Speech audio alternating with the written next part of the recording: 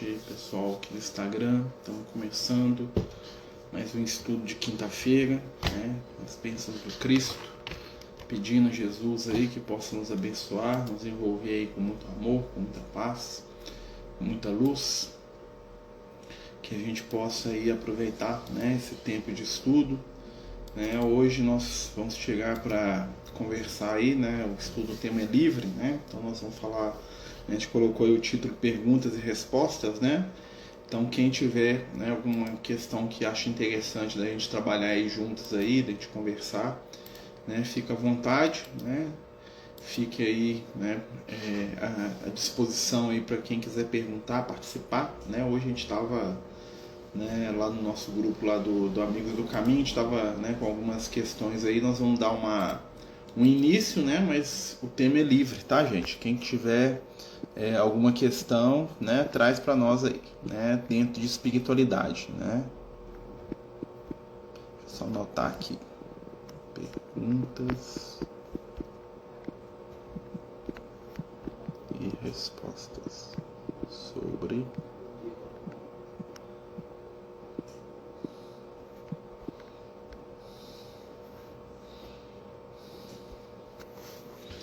Então vamos lá, né, gente? Quem quiser, né, participar, né, é só mandar a pergunta aqui, ou aqui no Jitsi, ou aqui no Instagram. Hoje, né, vamos dar início, né, falando um pouco sobre a curiosidade do pessoal, né, sobre o Apocalipse, né? Muita gente, né, estava conversando, estava vendo lá no grupo lá, o pessoal, né, conversando, perguntando, né, sobre o que é o Apocalipse, essas coisas todas, né? E de certa maneira, né, a gente já fez vários estudos, né, sobre esse tema, né, não só o Apocalipse, né, simbologia, o tema, mas também o Apocalipse da Bíblia, né, do João Evangelista, né. O que é o Apocalipse, né? Nada mais é do que a revelação, né, a revelação da nossa história espiritual, né. O objetivo do livro do Apocalipse é contar a história da evolução, né, espiritual de cada um de nós, né, desde o início da criação até o momento, né, da nossa remissão espiritual. O que é a remissão espiritual? É o momento que a gente se torna espíritos iluminados, né? Nós saímos ali, né, do campo, né, do nível evolutivo do ser humano, né, e passamos para o próximo estado espiritual, né? Os religiosos aí das variadas religiões vão dar vários nomes para esse estado. Uns vão chamar de anjos, de Vedas, né?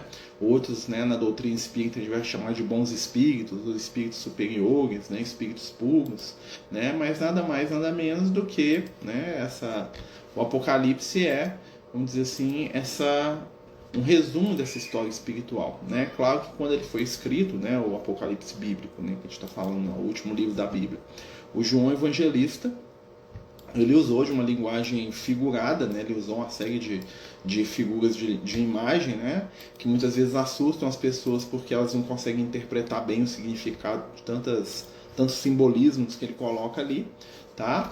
Mas um estudioso, né, ou alguém que está familiarizado, né, com a cultura hebraica ou com, né, as questões espirituais do Antigo Testamento, né? Por exemplo, um essênio, né, um doutor da lei, conseguiria, né, e consegue tirar, né, o espírito da letra daquele conteúdo todo, né? Então muita gente tem medo lá, anticristo, essas coisas todas, né? E nós podemos dizer que tudo isso são conceitos, tá, gente? Não existe um anticristo, né? A gente estava falando dessa questão lá no grupo, lá o pessoal estava comentando, né?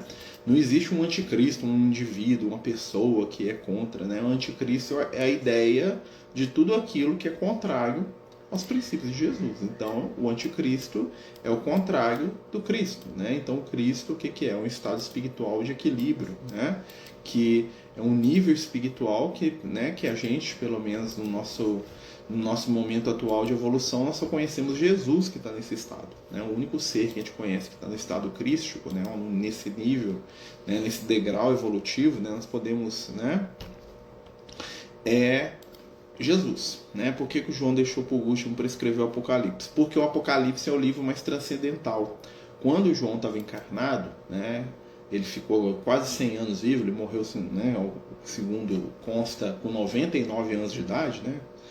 Faltou um para chegar no 100.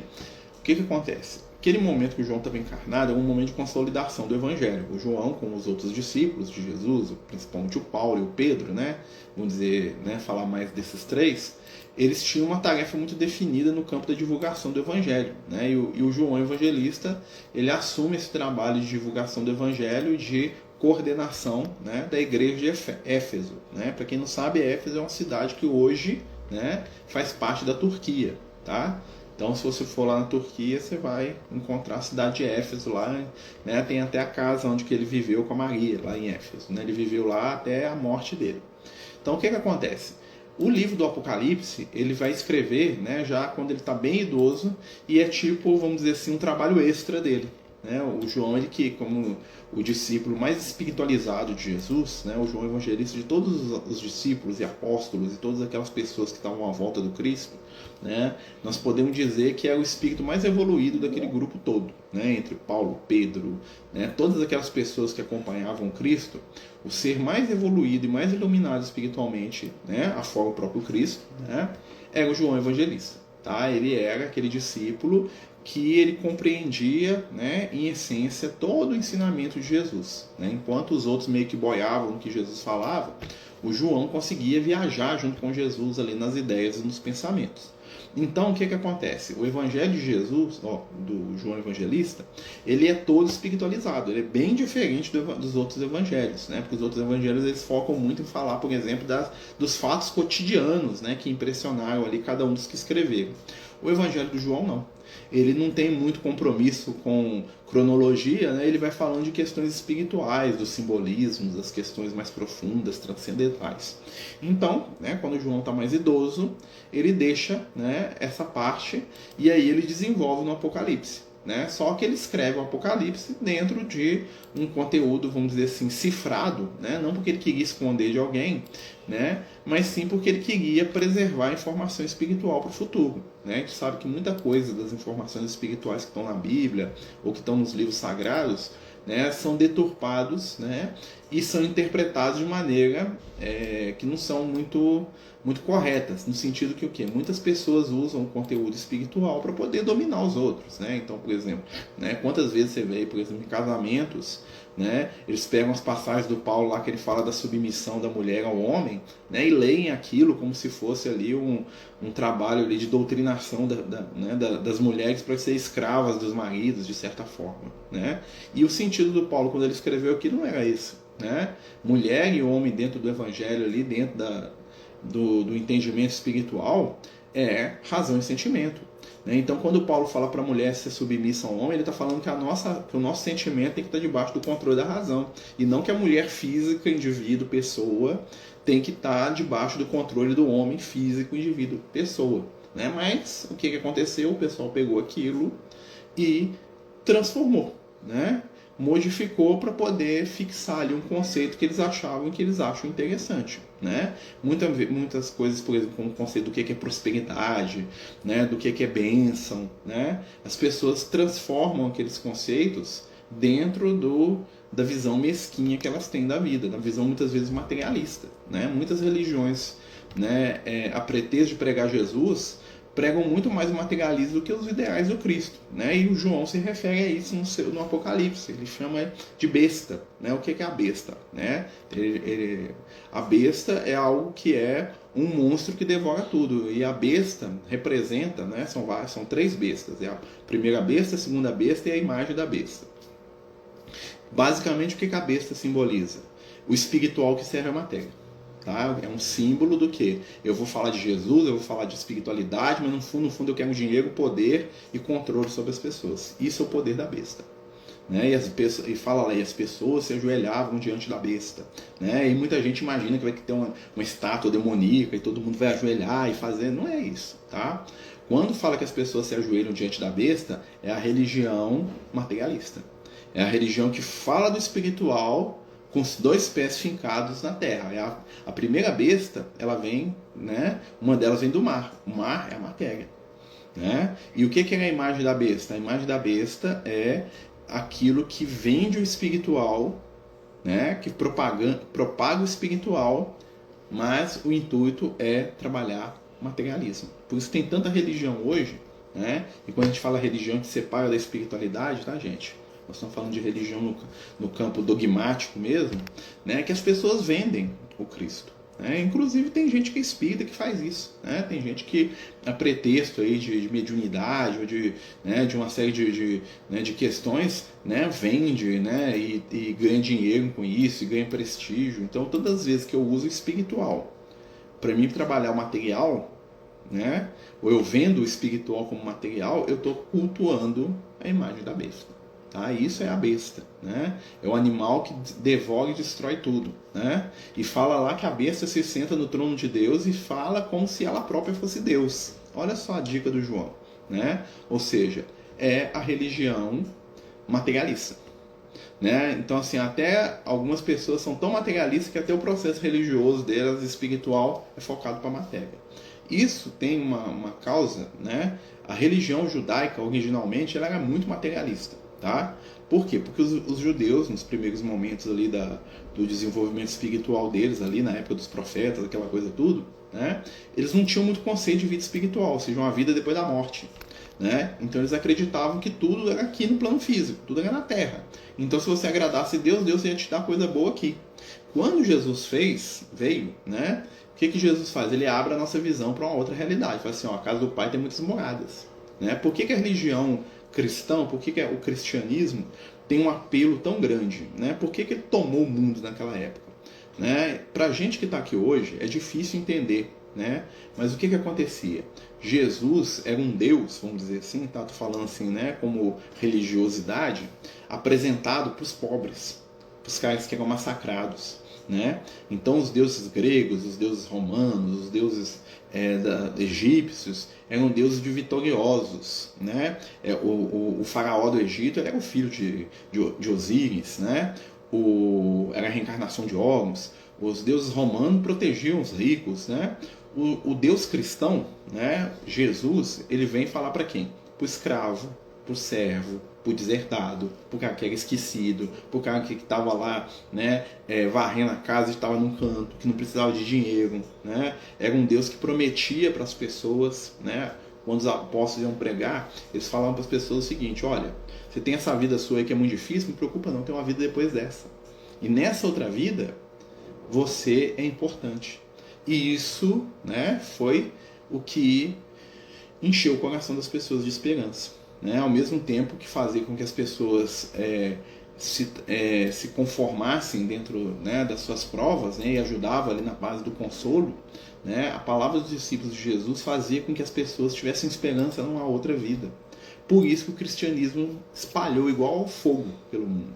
Né? Porque os deuses gregos e romanos eram frios. Eles não tinham nada para dizer para ninguém, eles não tinham nada para consolar os outros. Né? Os deuses romanos e gregos, principalmente, eles representavam poder, força. Né? Eles representavam coisas que falavam muito para os poderosos, mas não para as pessoas simples. Aí vem lá um Deus, né? Eu estou aqui colocando entre aspas, eu estou falando a concepção do pessoal. Né? Então o cara vai lá no templo de Júpiter, lá, ou no templo de Zeus, lá, né? E vê aquela coisa grandiosa, né? Os caras sacrificando boi lá, caríssimo, né? Rituais elaboradíssimos. Né? O que o escravo tinha ali dentro? Nada. Né? O que o pessoal tinha de conexão com aquilo? Aí vinha um Paulo, vinha um Pedro, chamava esse povo todo de noite, depois que eles estavam trabalhando, falava assim, existe, né, tem um cara chamado Jesus, ele era um carpinteiro, ou seja, uma pessoa humilde igual vocês, e ele falava de amor, ele abraçava todo mundo, ele não julgava ninguém, né, e ele convida vocês para acreditar nele, porque depois dessa vida ele está esperando por vocês. Isso acendia o coração das pessoas. E aí isso fala o Apocalipse, tá, gente? E aí quando o João começa a escrever o Apocalipse, o que o João faz? Ele escreve de maneira, né, que essas pessoas que deturpariam o Evangelho depois não iam entender. Por quê? Porque para você entender o Apocalipse, né, você tem que tirar o espírito da letra. E as pessoas que pegaram para levar o Evangelho depois, elas não queriam o espírito da letra, elas queriam a letra para poder manipular os outros. E aí eles não conseguiam tirar nada do Apocalipse porque eles não entendiam o que estava escrito ali. Né? Aquelas imagens, aqueles símbolos todos, né? Fazia com que a leitura do Apocalipse fosse difícil. Né? Então as pessoas não utilizavam aqueles textos para poder assustar ou para poder dominar os outros, até porque eles não entendiam. E aí, com o tempo, à medida que a gente vai crescendo espiritualmente, o que acontece? Nós vamos começar a compreender que a maioria do que está no Evangelho, que a maioria do que está na Bíblia, são nada mais, nada menos do que símbolos. Símbolos de aprendizado. Né? Então, o maior símbolo do cristianismo, né, qual que é o maior símbolo do cristianismo? É o peixe. Né? Muito mais do que a cruz. Não sei se vocês sabem, né? O sinal que fazia um cristão identificar o outro era um peixe, né? Eles desenhavam na areia o peixe, né? Muitas igrejas aí usam até como símbolo e tal, né? Por que é o peixe? Primeiro, porque os primeiros discípulos de Jesus eram pescadores, né? Então, era um símbolo dos pescadores. Segundo, porque tinha por trás da ideia do peixe, né, um simbolismo espiritual muito profundo. Né? O que é o peixe? Né? O peixe é aquele ser que vive aonde? Dentro da água. Né? Quem vive dentro da água? O que é a água na Bíblia? É matéria. E o que o pescador faz com o peixe? Ele tira o peixe de dentro da água. Aí Jesus chama os discípulos e fala assim: eu quero que vocês sejam pescadores de homens. Né? Para quem não entende nada de evangelho, é só um termo bonitinho e romântico que Jesus usou ali com os discípulos. Mas não, olha a profundidade do ensinamento. Né? Então vocês vão ser pescadores de homens, porque vocês eram pescadores de peixe. A água representa a matéria, o peixe representa aqueles que vivem dentro dela. Os pescadores são aqueles que vão tirar o peixe de dentro da água. O que é a missão dos discípulos? Despertar os peixes, né? Tirar eles fora do escopo material. Né? Quer dizer que matar as pessoas? Não, vai fazer as pessoas enxergarem que além da água tem um mundo que está do lado de fora. Por isso que Jesus fala assim: sede pescadores de homens. Né? Ele convida os discípulos. Né? O que é ser um pescador de homem? É despertar o outro para o espiritual. É nesse sentido, né, que Jesus vai trabalhar os seus discípulos. Né? À medida que ele vai ensinar os discípulos a pescarem homens. Ou seja, vai ensinar os discípulos a tirar as pessoas da materialidade. Todo aquele simbolismo de Jesus nas águas, né? Jesus andando na água, Jesus com Pedro, né? São situações que aconteceram, mas que tem um simbolismo que está tudo dentro disso. Toda interação de Jesus com a água, vocês podem perceber que ele está tirando alguém da água e está transformando a água em alguma coisa. Ou seja, a água é matéria. Então, quando Jesus puxa o Pedro para fora da água, o que Jesus está falando? Sai do materialismo. Quando que Pedro afunda na água de novo? Quando ele tem medo. Né? O que é o medo? O medo é a questão das provas e dificuldades da vida material. Então, Pedro tem medo, Pedro afunda. Ela afunda onde? Na água. Né? Ou seja, ele é dominado pela matéria. Jesus, o que Jesus faz? Ele anda sobre a água. Qual que é o símbolo de andar sobre a água? Domínio sobre a matéria. A matéria não influencia Jesus. Né? As coisas materiais que a gente acha importante demais, fundamental, né? Único, né? A coisa mais importante da vida, para Jesus, não é. Né? Jesus respeita a matéria, mas Jesus coloca a matéria no lugar que ela deve estar. Qual que é o lugar da matéria? Né? Sendo instrumento para desenvolvimento do espírito. Essa é a função da matéria. A matéria, ela não é a coisa mais importante que existe, as conquistas materiais não são as coisas mais importantes que existem. O objetivo da matéria é ajudar o nosso espírito a crescer. Se o que a gente faz materialmente, o que a gente conquista materialmente, favorece o nosso desenvolvimento espiritual, nós estamos num bom caminho. Se o que a gente ganha materialmente atrapalha o nosso crescimento espiritual, a matéria se torna o quê? Um estorvo. A matéria se torna, né, uma situação que atrapalha, ao invés de ajudar. Olha só como é que é interessante essa questão. Né? Então, assim, a matéria ela é boa desde que, né, ela esteja dentro do ambiente do escopo adequado. À medida que a matéria está da maneira adequada, ela serve. Né? Então, assim, olha que interessante isso aí. Né? Só que as pessoas que liam, né? A gente está falando do Apocalipse aqui, tá, gente? Né? A gente está aberto aí, hoje o nosso estudo são perguntas e respostas sobre questões de espiritualidade. Né? Se alguém quiser perguntar qualquer coisa aí, ó, de espiritual, fica à vontade aí que nós estamos né, aproveitando o estudo, né? Nós estamos falando porque o João escreveu por último no Apocalipse. Eu acho que, né, dá para entender, para evitar que as pessoas entendessem, os mal intencionados, né? Porque o conhecimento nas mãos de quem é desequilibrado, né, ele acaba sendo uma ferramenta de perda, né, de desequilíbrio espiritual, infelizmente, né? Então, assim, é importante a gente utilizar o conhecimento da maneira mais, né, equilibrada possível, né? Porque senão o conhecimento acaba virando pretexto aí para, né, para erros, né? Erros muito grandes, erros clamorosos às vezes, né? Muita gente se perde espiritualmente porque sabe e não vive, né? É o nosso grande dilema, né? A gente às vezes sabe muita coisa e vive, né, muito pouco daquilo que a gente sabe, né? A gente vive ali, né, muito pouco. Marcelo, tem alguma explicação para a conservação tão longa de alguns santos da Igreja Católica?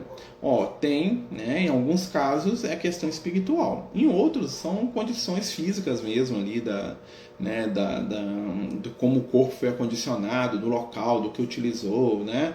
Condições biológicas, né, que favorecem essa conservação. Tanto é que essa conservação ela acontece, por exemplo, em sítios arqueológicos, né? É possível, por exemplo, né, num sítio arqueológico encontrar um corpo extremamente conservado, né, e outro que já é quase que poeira, né? Mas, né, algumas situações têm a ver com espiritualidade. Às vezes aquele ser ali ele imprimiu tanto amor naquele corpo que o processo daquele corpo ali demora mais, mas é raro, tá? Mas é possível, né? Tanto é que tem o caso das relíquias do Francisco de Assis, né? Mas é um costume mórbido, tá, gente? Né? Nenhum espírito, né, necessita que você guarde os ossos dele ou guarde o coração, né? Isso é uma coisa muito, né, para criar relíquia, né? A melhor relíquia que os espíritos superiores, né, quando são, né? Porque tem muito santo aí que eram pessoas que eram terríveis e ganhavam esse título, né? Porque a família era rica, ou o cara era poderoso, ou o cara servia na política da igreja, e o cara, quando ele morria, ele era eleito santo, né? Então a gente tem que ver muito para saber se o cara é mesmo um espírito superior ou não. Tem que saber a história de vida do cara, né? Você pega alguns personagens lá, o cara matava, roubava, estuprava, batia, guerreiro, matou não sei quantos, e o cara morria e virava santo. Aí, né, a gente vê que não tem nada a ver. Mas você pega outros, por exemplo, o Antônio de Pádua, né, o Francisco de Assis, né, uma Teresa d'Ávila, né, os próprios apóstolos, né, que merecem, né, esse título, né? Mas nem todo mundo que é santo dentro da concepção da igreja é espírito de luz. Tá? E nem todo mundo que é espírito de luz a igreja reconhece, né? Por exemplo, nós tivemos aqui o Chico Xavier aqui, ó, né? Ele não é santo para a igreja, né? Mas ele teve uma vida santificada em vários aspectos. Ele não foi santo dentro do conteúdo ali da religião católica, né? Mas e como tantos outros, você pega um Gandhi, né? O Gandhi ele não era nem cristão, né? Mas ele vivia mais o evangelho que todos nós aqui juntos, né?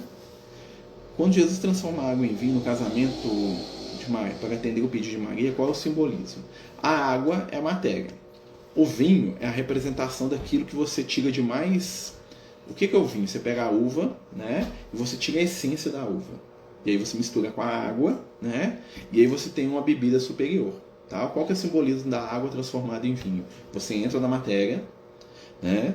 Aí você aplica a sua essência na vida material, ou seja, você vive, você casa, você trabalha, você aprende, você cresce, né? E aí você sai da matéria, transformando o vinho, né, transformado em vinho. O que isso quer dizer? Você entra na matéria, que é neutra, que é a água, você transforma com seu esforço a matéria, e aí quando você desencarna, você sai da vida material, né, com um conteúdo espiritual superior. Aí você transformou a água em vinho. Transformar fisicamente água em vinho igual Jesus fez, isso é muito fácil, né? Para um espírito que conhece as leis da matéria do jeito que Jesus faz, né? Então ele fazer uma alteração ali das moléculas da água ali, aquilo ali ficar com gosto de vinho, não tem problema nenhum, né? Mas quando Jesus faz aquilo, né? Ele faz como que como um presente, vamos dizer assim, para aquelas pessoas, né, humildes, que não estavam nem entendendo o que estava acontecendo, mas por trás daquilo tem um conteúdo superior. E é interessante que a água se transforma em vinho a pedido de Maria, né? Maria é a mulher. Ou seja, o que faz a gente transformar a nossa vida material, né, em algo superior? O sentimento. A mulher é a representação do sentimento. Então Maria vai até o Cristo. Maria é a representação da intercessão espiritual. Né? Então nós pegamos algo que é mundano, né? Que é material, e dali eu tiro algo que é superior. Esse que é o segredo da nossa encarnação. A gente reencarna, e aí eu trabalho, eu me caso, eu tenho filho, eu vou para a escola, eu me divirto. Tudo isso são coisas mundanas, né? Mas eu posso transformar tudo em vinho, porque eu posso tirar valores espirituais das coisas cotidianas, né? Porque o que importa não é se eu sou casado, e sim como que eu sou com a minha família, enquanto pai, enquanto marido. É como isso que importa. O que importa não é a profissão que eu tenho. Como que eu atendo a minha profissão? O que importa não é a quantidade de dinheiro que chega na minha mão. Como que eu utilizo essa quantidade de dinheiro? É transformar a água, que é o recurso, né, em vinho, que é o valor mais profundo.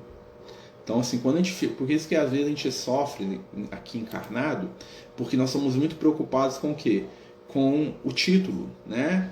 Que lá no livro Nosso Lar, os espíritos falam para o André Luiz, né? O André Luiz chega lá, que eu sou médico, e isso e aquilo, né? E aí a espiritualidade dá uma no André Luiz, que eles falam o que para ele? Fala assim, ó, profissão aqui para nós é ficha de serviço. O que isso quer dizer, né? É folha em branco.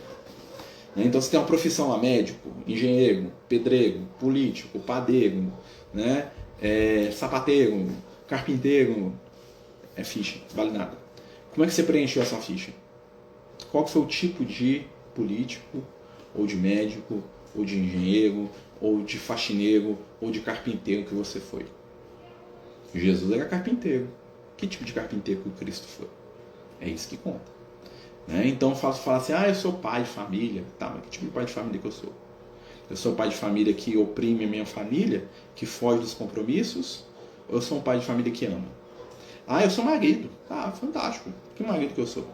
Sou um marido que engana a minha mulher, que é agressivo, que é violento, né? Que trai a confiança dela hoje sim, amanhã também, né? Eu sou um marido que respeita, né?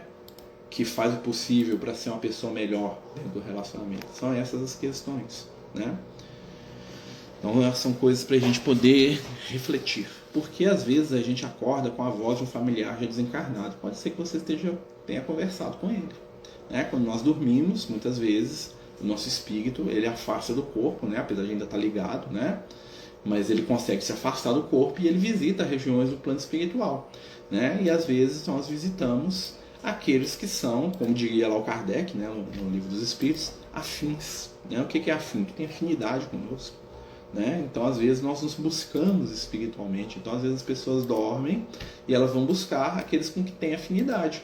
Então eu posso tanto ir visitar minha mãe, né, que está aqui morando aqui do lado, como posso visitar meu pai, ou meu avô que está no plano espiritual, ou alguém que eu amo, né? Ou eu posso sair daqui para ir brigar com alguém que eu não gosto. A maioria de nós faz isso, né? Então eu tô lá no meu serviço, né? Eu brigo com alguém, eu xingo alguém, aí eu vou dormir e vou de noite atrás da pessoa para xingar ela vem e nós batemos boca a noite inteira. Aí você acorda cansado, triste, né? Mas por quê? Porque você foi lá bater boca com os outros, você foi lá xingar os outros, você foi lá brigar com os outros, né? Você fala assim, você teve que engolir aqui, porque né, o outro tem um poder sobre você, aí você sai do corpo e vai lá, né, tirar satisfação.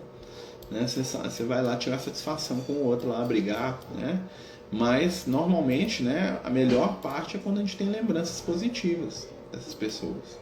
Né? Nós temos, né, a oportunidade de encontrar com aqueles que a gente ama. O que acontece é que às vezes é realmente difícil fazer isso. Né? Até porque é aquela questão, nós vamos em pensamento para onde o nosso sentimento está. Né? Então a minha raiva às vezes de alguém é muito maior do que o meu amor por alguém que desencarnou. E eu vou atrás daquele lá.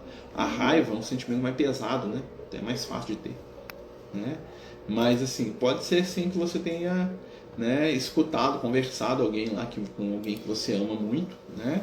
E aí você guarda esse resquício quando você acorda. Você acorda assim, com aquela sensação boa, né? De que encontrou alguém importante, alguém especial, né?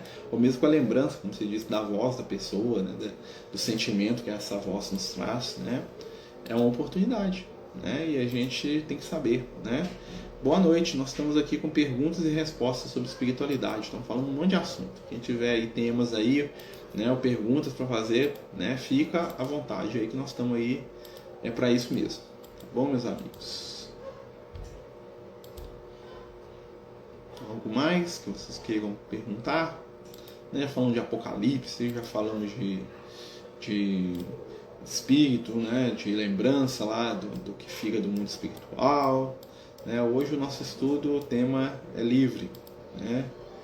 Fiquem à vontade para perguntar o que vier no coração. Né? Diz que Jesus falava isso às vezes para os discípulos, né? Pergunta o que vier no seu coração. Né? E aí os discípulos perguntavam o que eles queriam, né, para Jesus, né? Perguntavam ali. Né? A gente não sabe muito conversar com a espiritualidade, né? Muitas vezes eu percebo isso, às vezes a gente está na reunião mediúnica, né? E manifesta um espírito lá e fala assim, e aí, gente, vocês querem falar de alguma coisa? Né? Querem perguntar alguma coisa? Aí dá tipo um bug no pessoal, o pessoal não sabe perguntar para os espíritos, fala, não sei, né? Então a gente tem que começar a se acostumar, né? A ter contato aí com a espiritualidade, porque os espíritos estão mais perto da gente que a gente imagina, né? Eles são companheiros aí que não nos abandonam, né? Eles não nos deixam na mão de jeito nenhum, né? Nós podemos ter certeza aí que eles estão sempre aí, né, agindo e trabalhando a nosso favor, né? Então manter aí sempre essa ideia. Quando você participa de reunião mediúnica sinfanal, tem alguma proteção? Ó, a espiritualidade cuida da gente, né? Eles nos ajudam com certeza, né? Mas a maior proteção que a gente tem é a nossa própria conduta, né? Então, assim, a espiritualidade, eles estão sempre de olho aí, eles estão sempre, né, trabalhando por nós, né? Mas a gente também tem que facilitar o serviço deles, né? Então, assim, não adianta nada eu querer que a espiritualidade resolva as minhas questões se eu mesmo, né, enquanto indivíduo, não me esforço por fazer a mesma coisa, né? Então eu tenho que me esforçar também. Porque não conseguimos ver além da simbologia na Bíblia. No geral, muitos só seguem ao pé da letra. Porque nós ainda somos espíritos muito jovens. Né? Então, muitas vezes também, as mensagens... tem uma frase do Paulo, né, que ele fala assim que a gente não deve dar alimento sólido para criança. Né? Por que ele está falando isso? Ele está dizendo o seguinte, olha, muitas vezes a gente, né, não está preparado para determinado nível de informação espiritual. É porque a espiritualidade é ruim? Porque a espiritualidade não gosta da gente? Não. Simplesmente é porque tem algumas situações, algumas, né, informações espirituais para as quais a gente não está preparado. Porque a gente não tem entendimento mesmo. Né? Então, assim, coisa muito profunda, né, tem o seu tempo e o seu lugar. Né? O que a gente não pode, né, é a pretexto disso, né, não buscar saber. A gente encontra a informação espiritual quando a gente começa a buscar. Essa é uma grande verdade do universo. Né? Nós encontramos a informação e o conhecimento espiritual na medida que a gente começa a procurar por ele. Na medida que a gente começa a procurar informação espiritual, né, a gente começa a encontrar, né? Quando o discípulo está pronto, o mestre aparece, né? Tem uma frase assim, né? Então, assim, às vezes a nossa busca ainda não é essa. Então, a superficialidade do evangelho, ela existe para aquelas pessoas que ainda estão no estágio inicial. O problema não é essa superficialidade, né? O problema é quem pega isso e, sabendo disso, utiliza para manipular os outros, né? Então aí ele já está sendo responsável. Já o Apocalipse tem uma linguagem tão simbólica porque na seleção para separar os evangelhos foi mantendo, e as pessoas leem ao pé da letra. Houve interferência espiritual nessa escolha? Houve porque, como ele era muito difícil de entender, o pessoal mexeu pouco com ele, entendeu? Chamou pouca atenção, vai deixando aí, entendeu? Então o Apocalipse ele foi ficando, né? Então aquela simbologia toda, né, ao mesmo tempo que ela dificultou para alguns o entendimento, ela também preservou, né, os textos do Apocalipse de serem, vamos dizer assim, manipulados. Né? Então isso foi uma coisa positiva, de certa forma. Né?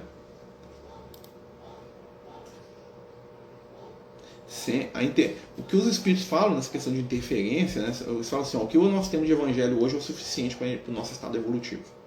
Né? Ou seja, o conteúdo do evangelho que nós temos hoje, se a gente observar, se a gente trabalhar aquilo com equilíbrio, é mais do que suficiente para o nosso crescimento espiritual. Nós não precisamos de mais do que está no evangelho, não, porque a gente precisa de praticar aquilo. Né? A nossa dificuldade não é com o evangelho, a nossa dificuldade é de prática. É pegar aqueles conteúdos lá que Jesus traz, né, e vivenciar aquilo. Essa que é a nossa dificuldade. Né? Mas à medida que a gente vai crescendo espiritualmente, vem mais informação. Né? Deixa eu ler aqui uma do Carlos aqui. Ó. Tem como a gente saber se estamos cumprindo ou não o caminho, estamos para cumprir o nosso plano reencarnatório? Olha, né, a gente é muito preocupado com isso, né? Então o que os espíritos fazem? Façam o seu melhor. Né? Porque assim, o nosso plano reencarnatório não é algo fixo, é mais como uma direção. Né? E qual que é a melhor direção? É a direção do bem. Então, o que diz pra gente se a gente está no bom caminho ou não? Né? É a nossa consciência. A consciência é, né, a maior ferramenta que nós temos espiritualmente falando.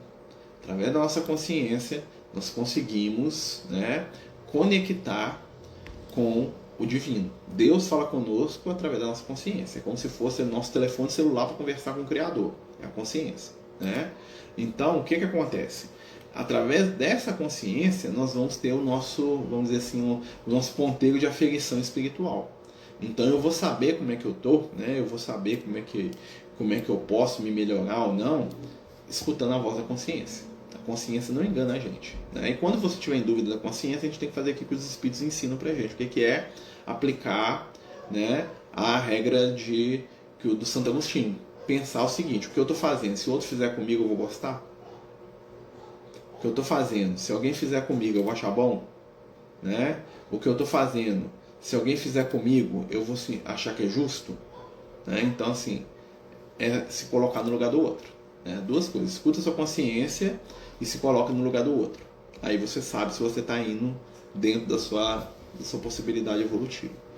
No caso de uma criança que não consegue dormir longe da mãe, pode ser algo espiritual? Pode ser, né, um apego muito grande, pode ser uma questão psicológica, né, uma ligação mais profunda, né, às vezes algum medo, né, então pode se trabalhar aí a questão né, a criança pode estar com medo, que é natural na infância, né, e pode também ser alguma questão espiritual. Normalmente, na maioria dos casos, é uma questão que não é espiritual, é uma questão que é mesmo ligada ali ao psiquismo da criança, aquela coisa toda.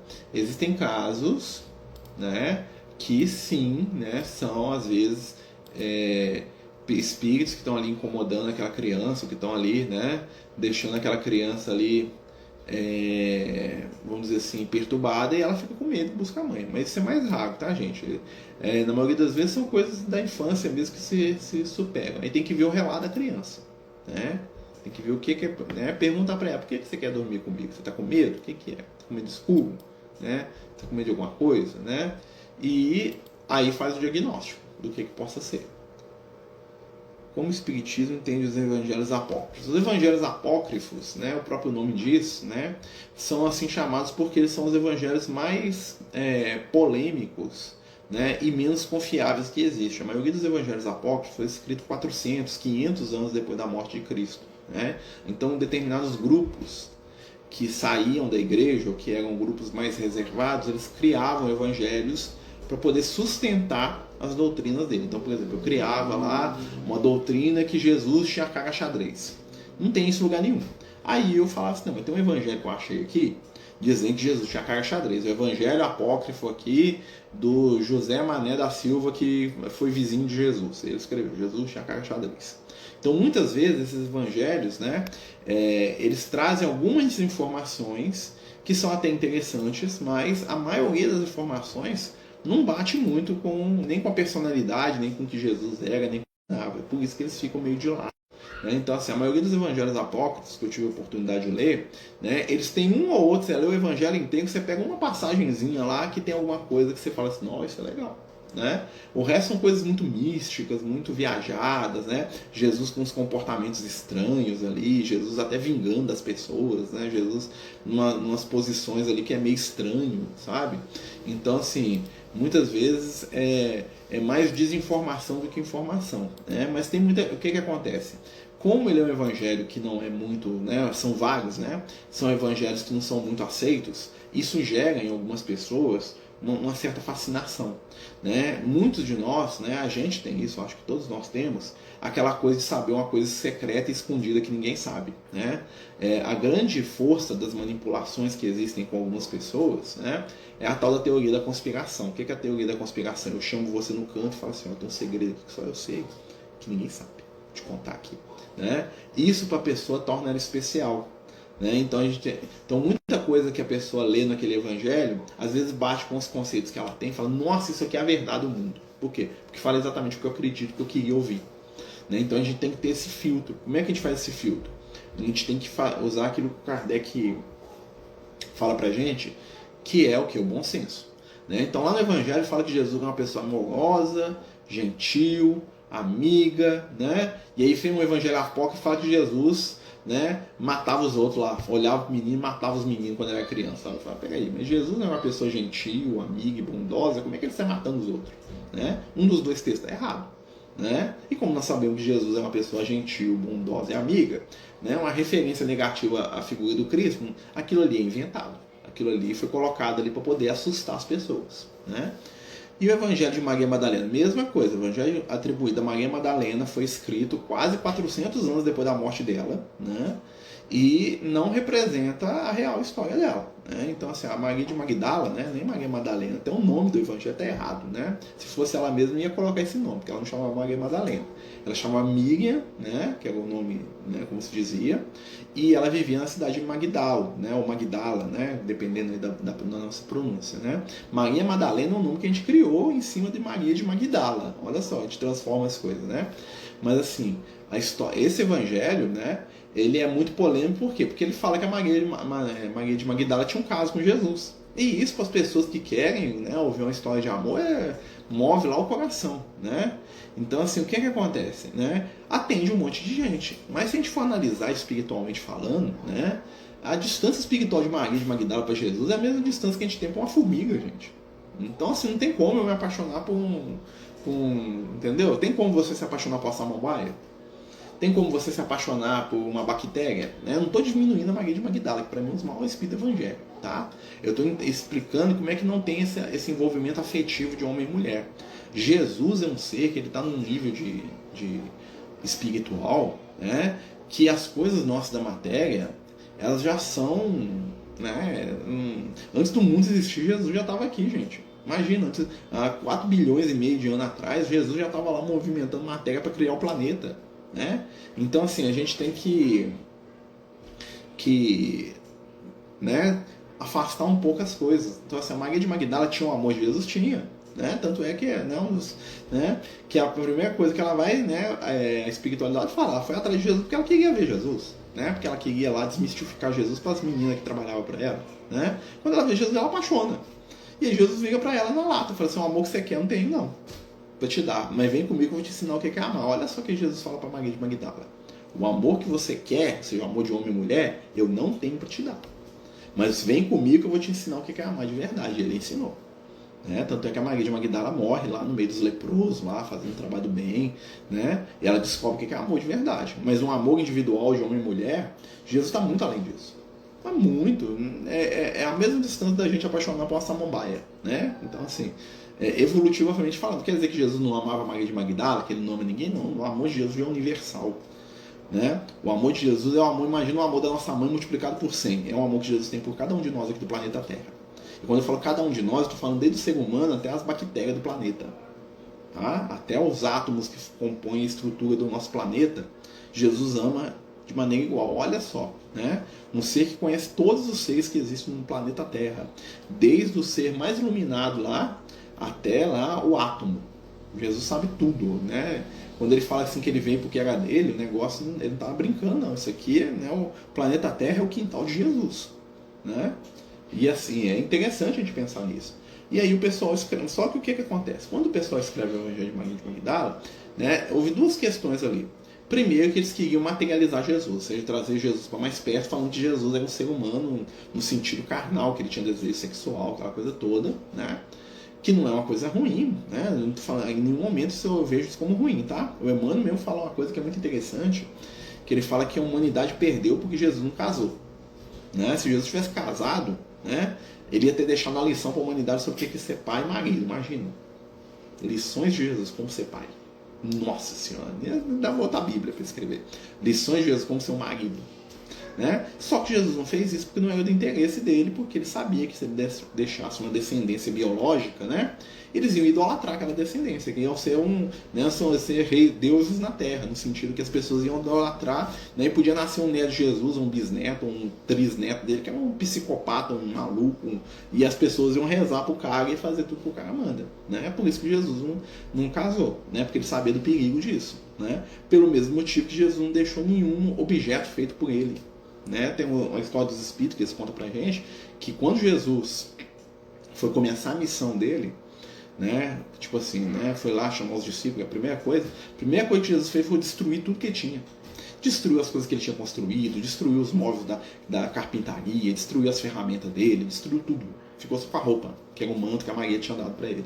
Todas as posses físicas, ele tinha uma casa, né? A casa dele ficou lá e depois passou lá para, né, para outras pessoas. Mas tudo que era dele particular, diz que ele pegou tudo, juntou e queimou. E por que ele fez isso? Porque ele sabia que se ele deixasse aquilo ia virar relíquia, as pessoas iam fazer guerra por causa daquelas bobagens, né? Se o túmulo vazio de Jesus teve sei lá quantas cruzadas e sei lá quantas mil pessoas morreram para poder salvar um túmulo vazio, né?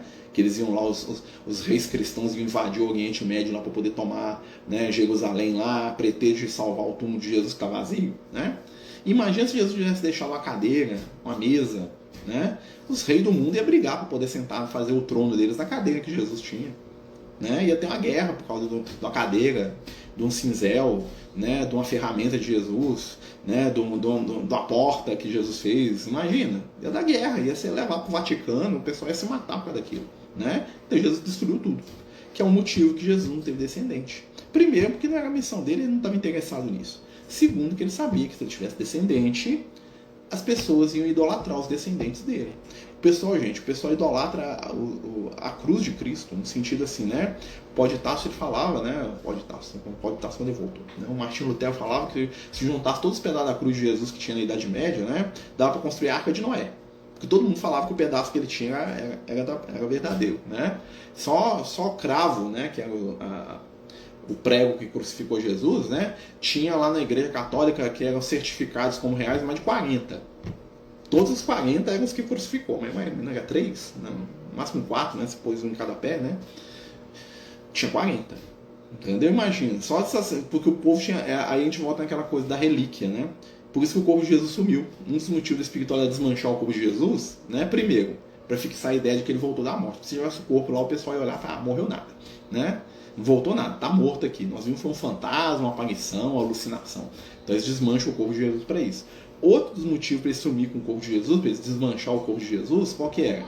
Para não gerar idolatria. Para não gerar, né, uma idolatria espiritual em torno do Cristo. Vocês estão entendendo? Então por isso que acontece essas situações. E aí os evangelhos que vieram depois, né? Nisso a Igreja Católica foi até bem assessorada pela espiritualidade, né? O São Jerônimo lá, que é o ermitão lá da caverna, né? Não sei se você sabe. São Jerônimo é o cara que escreveu, que ajudou a separar os livros canônicos e não canônicos, né? O São Jerônimo lá, ele era um cara bem espiritualizado, né? Então ele vai lá e ele consegue, né, separar dos mais de 50 evangelhos, ele pega os 4. E aqueles 4 são os mais fidedignos. Né? Você pega lá o Evangelho de Maria de Magdala, né? O que acontece? É um evangelho que foi escrito depois, as pessoas pegam uma ou outra história que elas copiaram dos outros evangelhos e jogam um monte de informação. Para a gente usar um termo de hoje, na maioria das vezes os evangelhos apostam fanfic. Você sabe o que é fanfic? Fanfic eu vou lá e pego, por exemplo, eu gosto muito do Star Wars. Aí eu vou lá e escrevo uma história que eu inventei sobre o Star Wars, né? O dia que o Luke Skywalker deixou o sábio de luz cair. Aí eu escrevo uma história toda lá e vendo. A história é real? Não, eu inventei um fanfic, né? Uma ficção de fã, tá? Então os evangelhos apócrifos a gente pode colocar como sendo um fanfic do evangelho, né? Isso que, né? Tem alguma coisa aí que se aproveita? Tem, né? Tem alguma coisa ali, mas aí você tem que fazer um filtro muito grande, né? Exatamente, Dan Brown escreveu um best-seller. O que o Dan Brown fez? Ele foi um cara muito esperto. Ele pegou um monte de coisa que era lenda e teoria da conspiração, juntou tudo num livro e vendeu. E como ele mexeu com um tema que é muito sensível, vendeu igual água, porque as pessoas gostam do, né? Tipo assim, nossa, agora isso é a verdade, né? Mas ele mesmo fala que ele inventou tudo na cabeça dele, mas ele foi um gênio no sentido de inventar aquilo, de costurar a história, né? Mas isso é tão confuso, Bárbara, que tem gente que acha que os livros dele são reais, que tipo assim, aquilo ali é verdade, ele pesquisou mesmo, existe aquilo, né? E em várias entrevistas ele fala, não, aquilo é uma obra de ficção, eu criei, lá eu juntei um monte de informação, eu conheci os museus, né? Ele pegou um monte de coisa histórica e criou uma trama por trás daquilo. E ficou tão bem feito, né, que para algumas pessoas aquilo é tipo assim, tem um segredo ali, né? Então aí é uma questão de genialidade também, né? É interessante, né? Né? Mas a gente tem que separar. É a mesma coisa quando a gente vê um filme, né? Muitas vezes a gente fala assim, uma coisa que eu gosto de falar muito, né, gente? Filme e seriado não é referência sobre o evangelho, tá, gente? Novela da Record não é referência de evangelho, não. Porque quando você faz um filme, você tem que criar uma história para aumentar aquilo. Como é que você pega a história do Paulo lá que está em 2 capítulos lá e transforma aquilo num filme? Você tem que criar. Então você vai pegar aquela história, você vai colocar um personagem a mais, você vai contar uma coisa que não tem no livro, você vai crescer aquilo, né? Você aumenta aquela história. Então, quando você faz um filme sobre Jesus, é a mesma coisa. Você inventa personagens que não existem, você cria trama, você cria histórias, né? Porque você tem que aumentar aquilo para caber no tempo do filme, senão fica um filme de 15 minutos. Né? Se você pegar o que Jesus fez e fizer um filme, né, não vai dar um filme de 1 hora. Né? Então, eu tenho que inventar, eu tenho que criar uns personagens novos. Então, a pessoa às vezes vê aquilo e leva aquilo como sendo real. Né? Então, é essa questão. A gente tem que voltar ali na fonte, né, e estudar. Né? Mas é sempre bom, né? Porque a gente vai conversando e tal, né? A gente vai aprendendo, né? E eu não vejo nada como ruim. Eu acho que, né, examinar e tudo retende o bem. A frase lá do Evangelho Primitivo, né? O Paulo gostava dessa frase, né? Porque assim, muitas vezes a gente deixa que o outro examine ou decida por nós, né? Então é a nossa hora às vezes, né, de confrontar a informação, né, e de tentar, né, encontrar aquilo que se assemelha à verdade, né? Jesus aparece no filme do Ben-Hur, exatamente, né? Jesus encontrou com o Ben-Hur. Ben-Hur não existe, né? Não sei, né? Para tristeza minha, quando eu era criança, eu adorava o filme do Ben-Hur, chorava, que Jesus aparecia, eu ficava, nossa, Jesus, né? Eu fui descobrir que o Ben-Hur é um livro, né? O cara, um escritor muito conceituado lá dos Estados Unidos, não lembro o nome dele, ele fez um livro chamado Ben-Hur, uma história de Jesus, que é o nome do, né?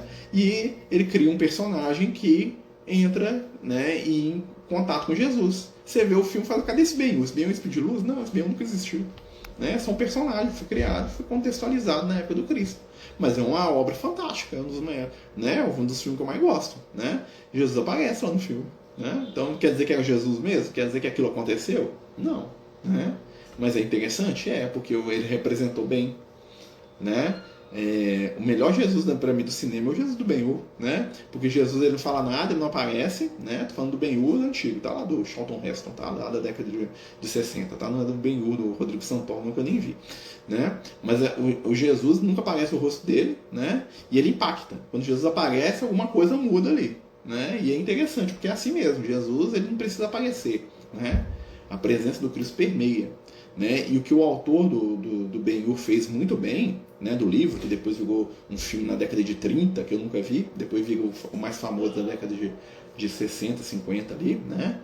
E depois ele vem de novo, aí, que acho que foi um fracasso, não deu muito certo, não, porque eles mudaram algumas coisas da história.